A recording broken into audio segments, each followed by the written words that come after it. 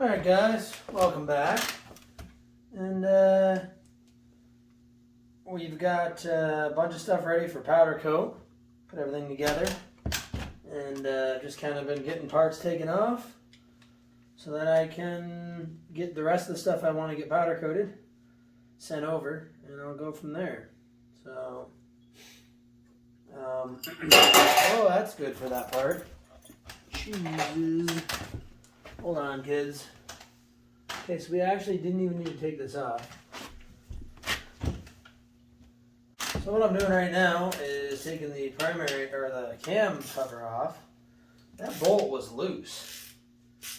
I definitely didn't loosen it. That's interesting. But anyway, taking the cam cover off, because we have to get the cams out eventually, but right now I just need the cover so that I can get that sent out to powder coat. We've got the dog here today, if you didn't notice. So what we're going to talk about today is, I truly believe that the human spirit needs some type of hands-on work. I don't care if that's working on a motorcycle, or a car, or whatever, gardening, freaking scrapbooking, house renovation, whatever it is. I truly, truly believe that human beings need some level of this kind of work to be fully satisfied in life. I think there's something about producing a product with your hands that can't be matched with any amount of computer work or, things that don't involve using your hands, your two hands. And humans grew up, were formed doing manual labor. All animals do manual labor, right? Except some humans. And listen, I have a job. My job is not manual labor. I think you can be very, very fulfilled in a career that is not manual labor. So I'm not saying that it has to be your, has to be your entire life. I just think that it needs to be a part of your life. So if you're somebody who, welds for a living, for example, and you don't have a laborious hobby, I think that makes a lot of sense because, you're getting that labor in your job. And that can be very satisfying. But if you don't, like me, I have to do something hands-on on the side if I want to get this type of activity in my lifestyle. So I do think that it truly is essential to the human spirit. At least it is for me anyway. And I find that of all the people I know, people who found some level of passion for something hands-on, whatever that is, just seem to be happier people. Now, that's anecdotal evidence, sure. But at the end of the day, I think it's somewhat biologically supported anecdotal evidence. So I think that counts for something. And I don't know, I think there is absolutely nothing more satisfying to me than when you get done with a project that you did with your own two hands. Like this motorcycle, for example. I mean, this is quite the project. And when I get done with this, I would assume anyway, I sure hope so, it's going to be quite the rush and quite the accomplishment and feeling of accomplishment having done it. So, we'll see. But so now this should pop off. Dang. Maybe I do some more research because I don't know why this isn't coming off. The seal's broken free. So we'll be back. So I think I figured this out. See that pin right there? Hang on. Right there.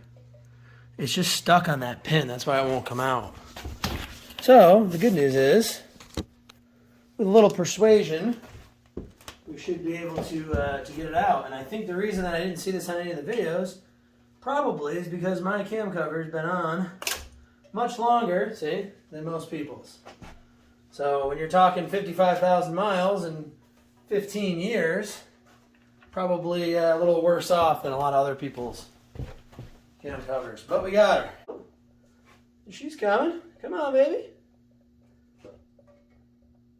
Come on, baby. Cool.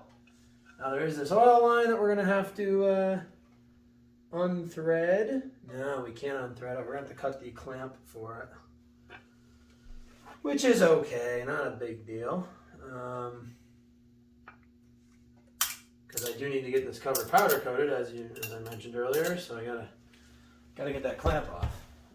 Tour around where we're at so far.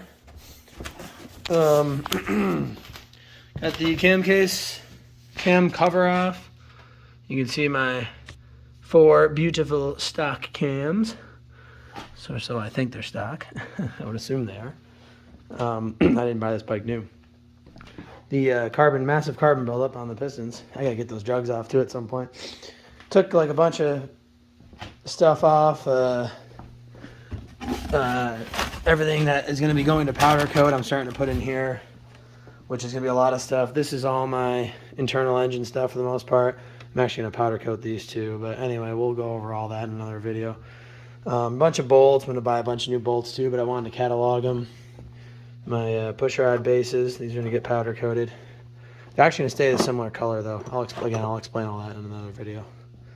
But yeah, we got the carbonator just sitting here. I'm going to organize all this stuff too, but I'm trying to balance doing work with organization. Now the next order of business is to pop off the primary cover.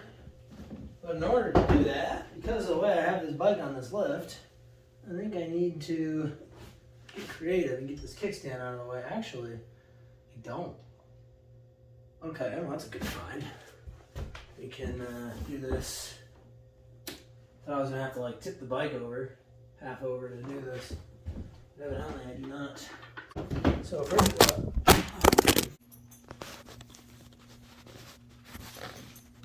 alright, so this is the world's best camera angle here. We're gonna take off the foot peg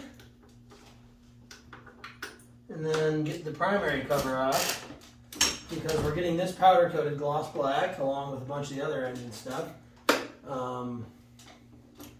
And we're going to get the foot peg repowder coated, I think, too, because they're getting a little worn out.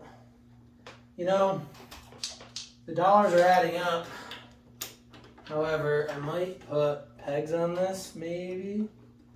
I haven't decided yet. So we'll see about that, but yeah, the cost is definitely adding up. I gotta do some soul searching on how many things I want to get powder coated, and if I want to like maybe paint some stuff. I don't know yet, but we're gonna take everything off that we got to take off anyway, and then we'll analyze what we want to do if we need to make any changes. Okay, so I apparently broke my T27 Torx. So now we're rocking and rolling with a new socket, so that's good.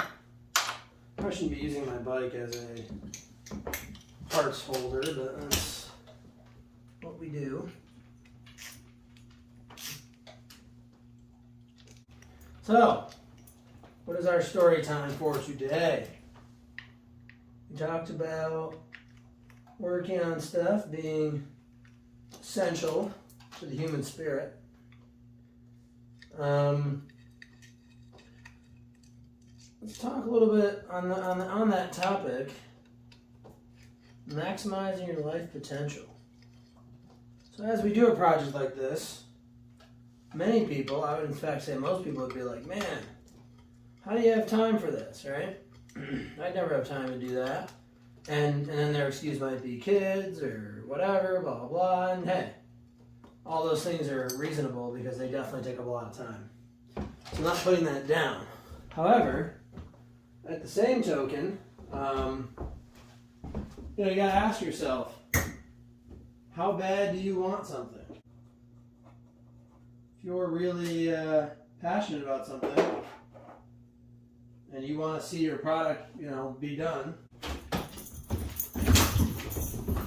so you really got to ask yourself, how bad do you want it, right? Like whatever your project is, whatever thing you're working on, I don't know. I mean, maybe legitimately, you don't want that thing badly enough to justify putting more effort into it, and that's fine.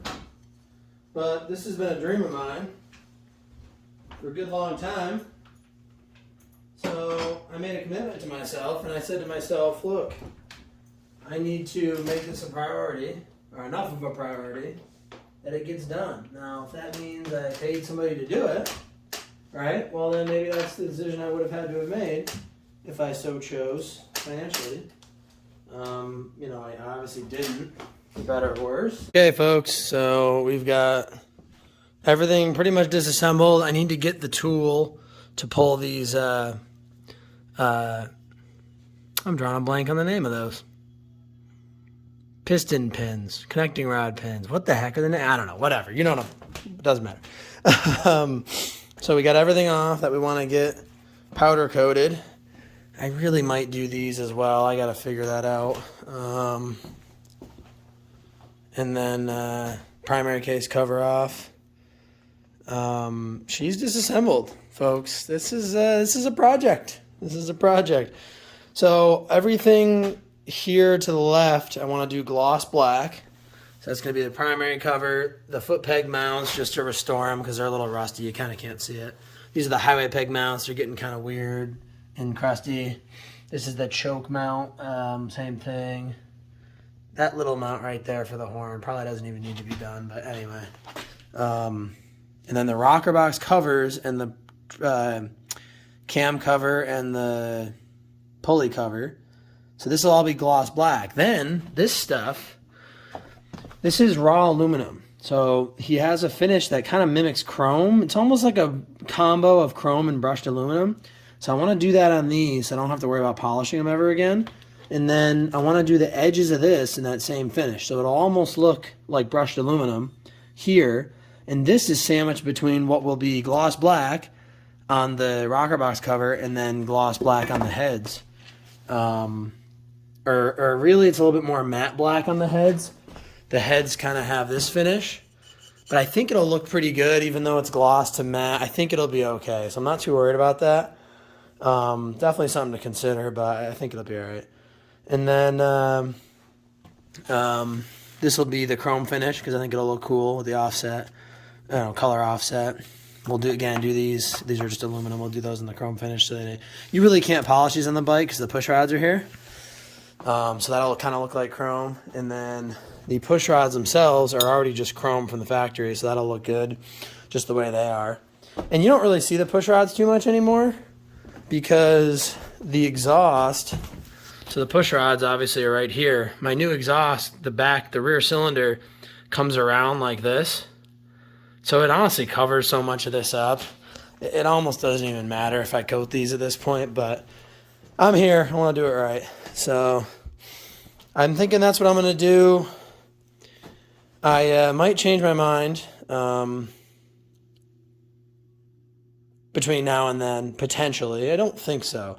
Although, as I'm making this video, I'm thinking, if these are gloss, and then these cylinders look like this, and they're flat, I'm wondering if that's going to conflict a little bit.